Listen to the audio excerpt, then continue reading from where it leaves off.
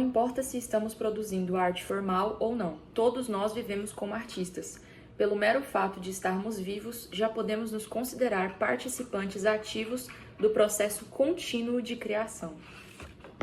Fala pessoal, meu nome é Ana e hoje eu tô aqui para falar do livro O Ato Criativo, Uma Forma de Ser, de Rick Rubin. Eu acho que é assim que fala. Esse livro foi recomendação da Raquel Moreira, minha amiga, e ele é um dos meus livros favoritos sobre criatividade agora.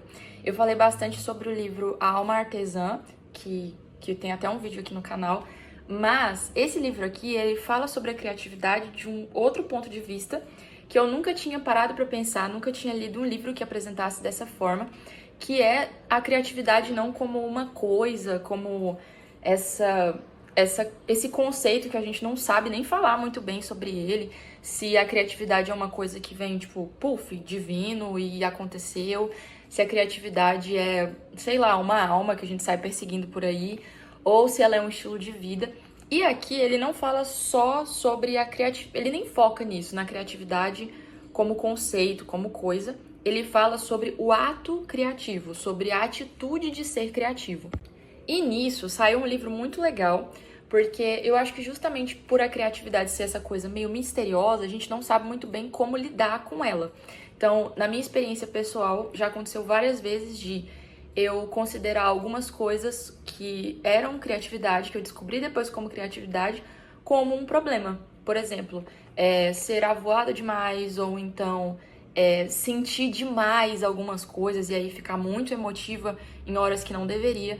E essas coisas, elas fazem parte do ato criativo, elas fazem parte da criatividade como estilo de vida, como prática, porque para você estar sensível a essas coisas que estão aí ao redor e produzir algo criativo, você acaba vivenciando mais, experienciando mais e, consequentemente, às vezes a gente fica com essa sensação esquisita, mas é uma coisa normal. Como cristã, uma coisa que me chamou muita atenção sobre esse livro é que o autor ele lida com a criatividade, com o processo criativo, com a criação das artes de forma geral, de um jeito como se existisse, eu vou falar palavras aqui, mas talvez não esteja muito certo, mas como se existisse uma energia, um oceano gigante ao nosso redor, e esse oceano gigante ele estivesse fluindo. E a nossa parte criativa é de você saber pescar, mas ao mesmo tempo de você também estar nesse fluxo, estar balançando, e que às vezes você tem que ficar muito atento, mas às vezes você tem que descansar, porque tudo isso está acontecendo ao nosso redor e a gente tem que estar atentos para poder interagir com esse oceano de criatividade. E eu achei isso muito doido, principalmente por causa dessa frase que eu falei no início do livro, que ele fala que a parte de sermos artistas é para todo mundo, porque só por estarmos vivos já podemos nos considerar participantes ativos do processo contínuo de criação. Eu amei isso, eu amei. Eu amei porque todas as vezes que a gente fala sobre processo de criação, você tá entendendo que existe um criador por trás. E o autor, ele bebe de várias religiões, de várias formas de ver o mundo. Eu vi que ele cita muito hinduísmo, budismo, em alguns momentos ele cita a Bíblia, cita o cristianismo. Mas eu acho que o que todas essas religiões têm em comum, né, a partir do sincretismo aí, é justamente essa noção de que existe um criador, de que existe uma criação fluindo e que nós somos participantes disso de alguma forma. Já vi que várias formas de fé pensam dessa forma, e nós como cristãos, e entendendo que Deus é o criador de todo o universo, podemos concordar com isso também, podemos compreender isso também, que a criatividade de Deus, ela flui através de nós. E eu achei isso lindo, simplesmente lindo. Uma coisa que eu amei também é falando um pouco sobre o autor. Quem é o Rick Rubin? Ele é ganhador de 9 prêmios Grammy como produtor musical, foi incluído na lista das 100 pessoas mais influentes do mundo pela revista Time e considerado pela Rolling Stone o produtor de maior sucesso em qualquer gênero. Colaborou com inúmeros artistas, de Jay-Z a Tom Petty, de Red Hot Chili Peppers a Johnny Cash, de Adele a Slayer, de Imagine Dragons a Lana Del Rey, de Kanye West a Black Sabbath, entre muitos outros. Então, quando eu li sobre esse cara, eu falei, meu Deus do céu. O cara, tipo, ele é um gênio, ele é da área musical, que não é uma área que eu conheço tanto, né? Mas, quando ele foi falando sobre os processos, eu achei muito engraçado que eu sou da área da pintura, eu sou do visual. E sempre que ele ia dar um exemplo, ele citava sobre o processo criativo dentro do estúdio, dele lidar com músicos diferentes, tem o cara que canta, tem o cara que toca o instrumento, tem o cara que edita, tem o diretor geral de arte. E quando ele falava sobre isso, eu pensava, cara, na música é um trem muito doido. Eu ainda consigo fazer todo um processo de pintura sozinho, mas na música não tem como. Na música são várias pessoas ali e você tá gerenciando tudo isso ao mesmo tempo. E por causa disso, por causa dessa experiência dele, ele fala bastante sobre o ato criativo como um processo, uma coisa que ele consegue medir, mensurar. Então ele fala muito sobre estratégias. E nessas estratégias ele vai dando tópico por tópico. Inclusive esse livro, eu vou deixar nos comentários, ele tem o audiobook dele. Uma parte eu li, outra parte eu li no audiobook.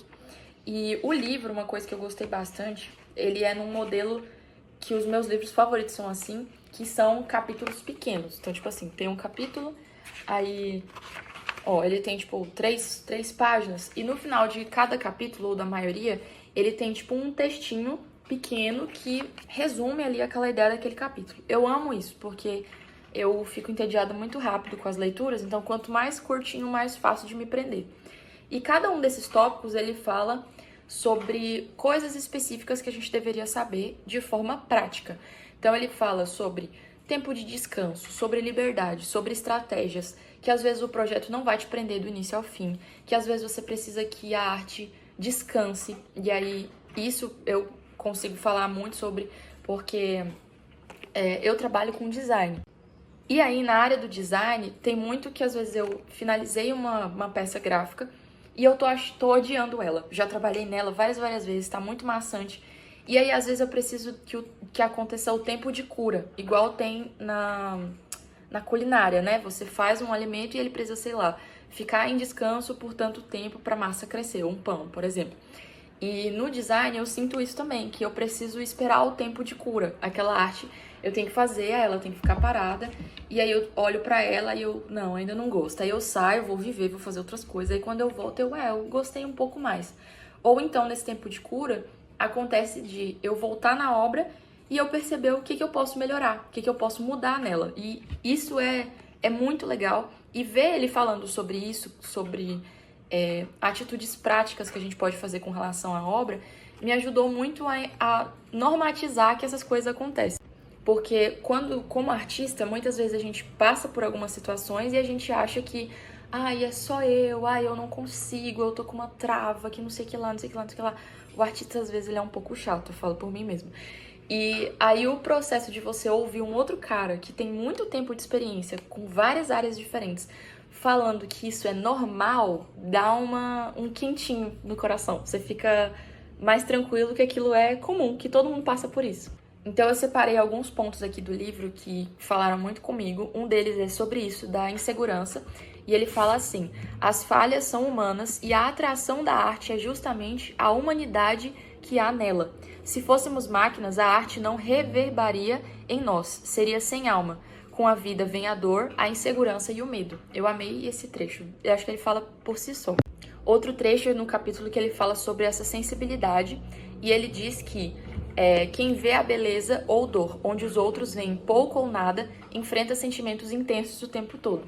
Eu passei por isso ontem, foi muito engraçado. Eu tô estudando animação e aí eu fui pesquisar algumas animações pra eu ver e me inspirar.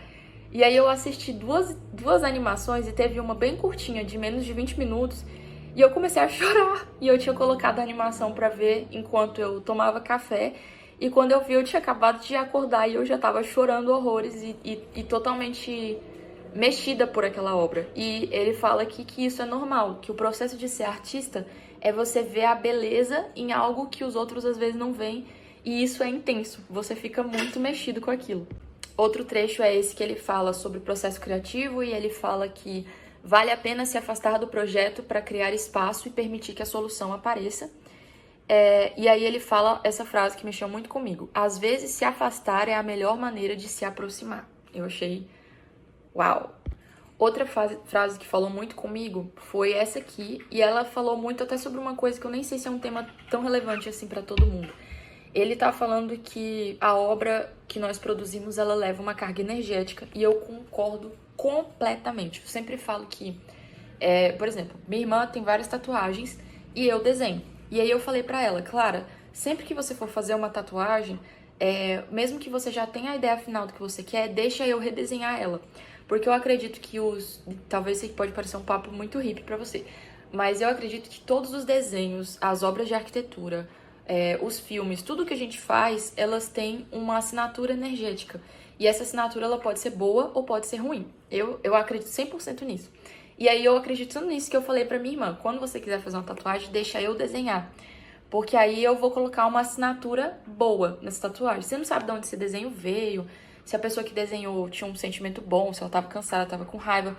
Então eu vou desenhar e eu vou colocar um sentimento bom nesse desenho. Nossa, falando em voz alta ficou muito esquisito. Mas é nessa noção. E eu acho muito legal que a minha irmã comprou essa ideia. Então eu sempre desenho as tatuagens dela sobre isso, que ele chama de carga energética, que a gente coloca na obra.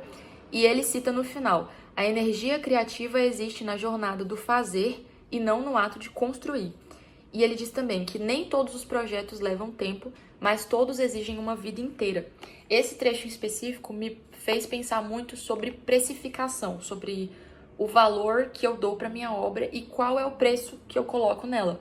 Porque eu acho que todo mundo que começou a trabalhar com arte sem ter feito uma faculdade ou sem ter uma mentoria, acaba começando e fazendo um valor muito baixo.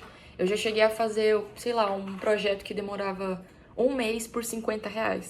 E eu fico maluca quando eu lembro disso. E aí, quando ele fala aqui que nem todos os projetos levam tempo, mas todos exigem uma vida inteira, é porque tudo que você faz, você está colocando você mesmo naquilo. E para você ser você, para sua mente funcionar do jeito que ela funciona, isso leva muito tempo. Leva toda a sua vida, todo o seu processo de construção. E, enfim, isso falou demais comigo também.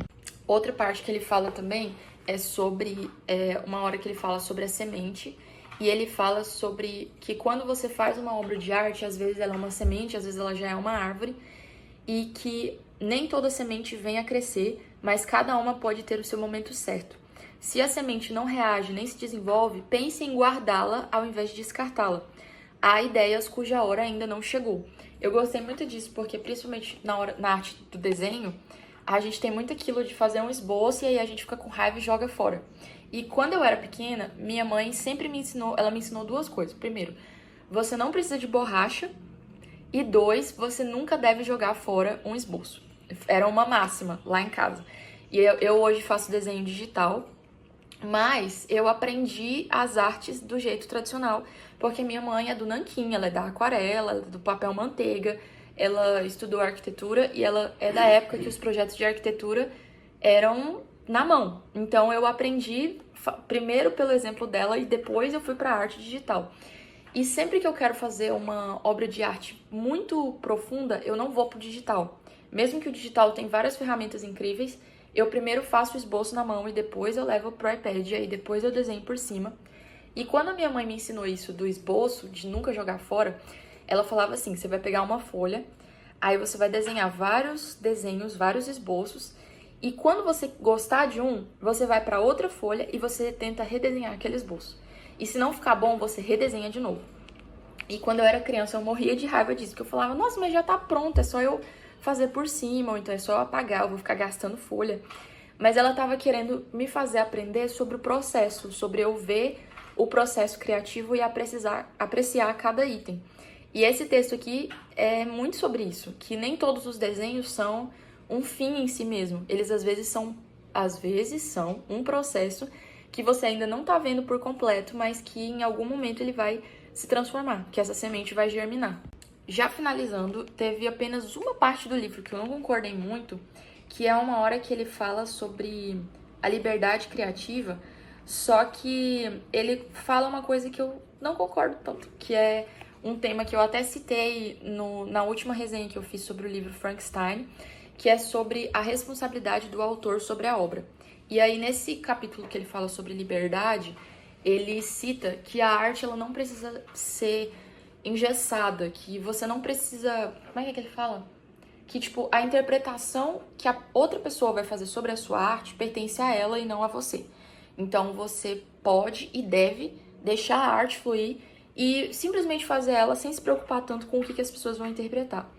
Eu não concordo tanto com isso, Eu entendo porque que ele pensa assim, eu acho que a liberdade é um ponto fundamental, mas eu tenho um ponto sobre isso que é tudo que a gente produz, nós temos que ser responsáveis por o que aquilo vai significar, qual o significado que aquilo vai ter para o mundo, como que isso vai tocar a outra pessoa, qual é o sentimento que isso vai produzir. E eu comecei a pensar nisso, principalmente depois de fazer a pós em design, por me tocar muito no assunto de semiótica, né? Que quando nós falamos em semiótica, nós temos, por exemplo, se eu fizer coisa assim, um símbolo que for assim, a maioria das culturas, pelo menos, vai entender que isso representa um livro. E o livro vai estar associado com educação, com conhecimento, com literatura, com letras, com português, com idioma, com algo assim. Então, a semiótica é a ideia de que os objetos eles não são neutros. Todo objeto ele está carregado de um significado. E se você põe isso na arte, isso também vai funcionar.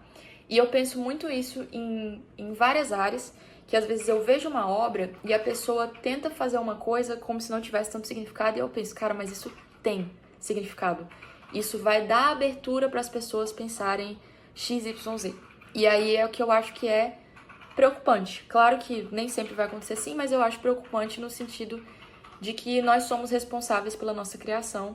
E eu falei muito sobre isso na resenha de Frankenstein, porque o Victor Frankenstein faz a criatura e ele tomado por ódio e por repulsa pelo que ele criou, ele abandona a criação. E aí a criação dele começa a matar, começa a perturbar outras pessoas.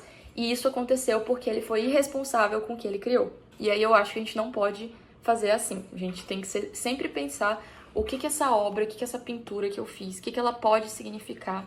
E claro que você não tem controle total sobre isso, mas até certo ponto entender o que é relevante comunicar ou não. E essa foi a resenha de hoje, recomendo demais a leitura, nota 10, todos nós temos muito a aprender com esse livro aqui, principalmente pela parte prática de entender o ato criativo e que eu acho que nos ajuda muito como artistas também, artistas da vida e artistas que trabalham com isso, a ficar mais calmos sobre os processos e como lidar com essa criatividade no dia a dia. Espero que vocês tenham gostado da resenha e que vocês gostem dessa leitura também. A paz do Senhor e tchau, tchau!